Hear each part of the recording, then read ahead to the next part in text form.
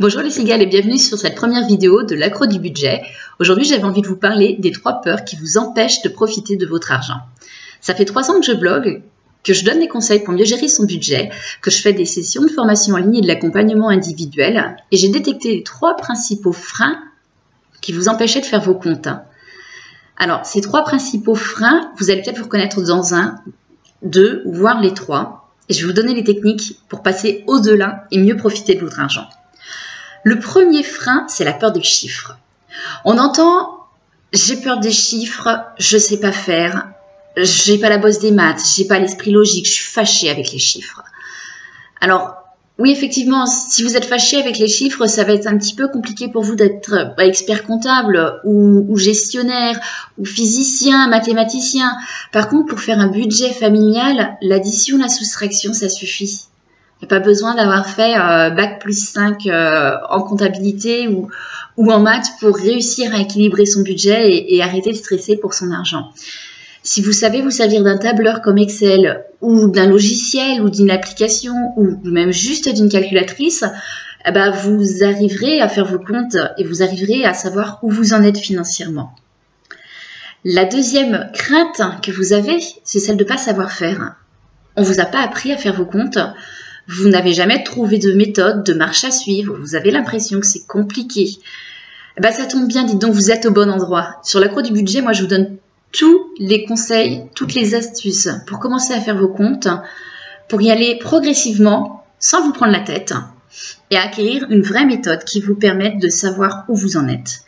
Alors la première étape, quand vous voulez faire vos comptes, elle est toute simple, c'est noter toutes vos dépenses sur un carnet, tous les jours, et de regarder dans quel poste est-ce que vous dépensez le plus et dans quel poste est-ce que vous pourriez faire des économies.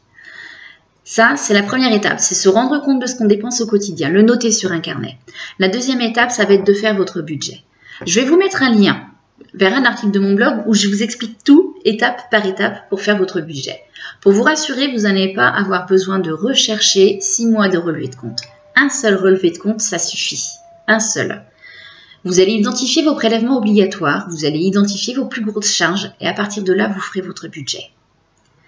Et la troisième technique, la troisième astuce pour faire ses comptes, une fois qu'on a fait ses relevés quotidiens, une fois qu'on a fait son budget, c'est de le vérifier 2 à 3 fois par mois, idéalement 1 fois par semaine. Parce que regarder son budget à la fin du mois, ça ne sert à rien. Ce n'est pas une fois que c'est fini qu'on va pouvoir corriger le tir. Donc, on va juste arriver en fin de mois et se dire « Oh mon Dieu, j'ai dépensé tout ça ». Le truc, c'est vraiment de regarder régulièrement, tous les 10-15 jours au moins, combien est-ce que vous avez dépensé, combien est-ce qu'il vous reste à dépenser, est-ce que vous aurez assez d'argent, sinon, qu'est-ce que vous pouvez diminuer pour ne pas finir le mois à découvert. Donc ça, c'est la deuxième peur qui vous empêche de faire vos comptes, c'est celle de ne pas savoir faire. La troisième peur, qui découle un petit peu de celle-ci, c'est la peur de ne pas avoir le temps. Vous imaginez que faire vos comptes, ça va vous prendre des heures et vous n'avez pas que ça à faire. Vous travaillez, vous avez une maison, vous avez des enfants, vous avez des amis, des loisirs. Alors, c'est bon, les comptes, on verra un autre jour. Non. Non, en fait, faire ses comptes, ça prend pas si longtemps que ça. Ça prend, allez, un quart d'heure.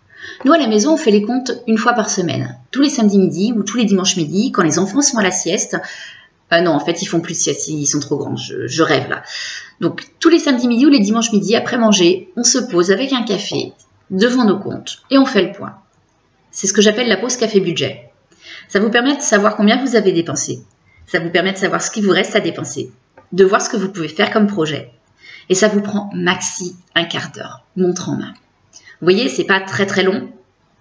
Et vraiment, ça va vous apporter une sérénité et un contrôle sur vos finances que vous n'imaginez même pas. Pour le petit exemple, moi, avant de commencer à faire mes comptes régulièrement, je faisais comme tout le monde. Je faisais comme la majorité des gens. Mes comptes, c'était à la fin du mois. Je prenais mon budget et je faisais « Bon, je vais faire un virement de mon épargne. C'est pas grave. Je mettrai de l'argent de côté le mois prochain. » Et au bout d'un moment, j'ai dit « Stop, ça suffit. Je travaille à temps plein. Mon mari travaille à temps plein.